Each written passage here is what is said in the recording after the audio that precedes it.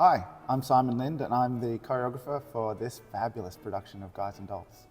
How do you get the cast to nail those big dance numbers in this musical? I get the cast to nail these big dance numbers by just work, going over repetition. It comes down to the littlest details, the finest details, the footwork, everyone being on the same foot at the same time, everyone using the same arm at the same time. I mean, it's dance 101 really, but when you're working in these sort of productions, you've really just got to come right down to the really fine details. So do you have a favourite dance number in the musical?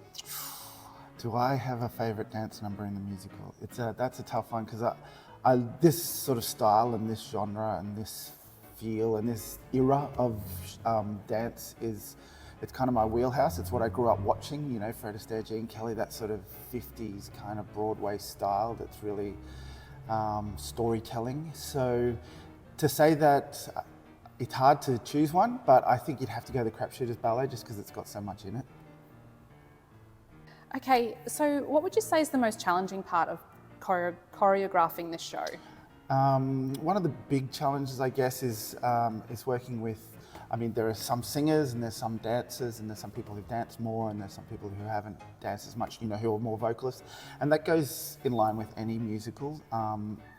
Generally, lead performers are more vocalists, so they haven't come from that world of dance so much. So you kind of got to work with different varying levels of dance. So yeah, I'd say that's probably one of the bigger challenges. It's not a massive challenge because you just do what you do, but yeah, I guess it's a challenge. Okay, how do you bring the 1950s vibe to these dance routines? I love this style. So hopefully they'll just, I guess my passion about it might sort of help bring that style.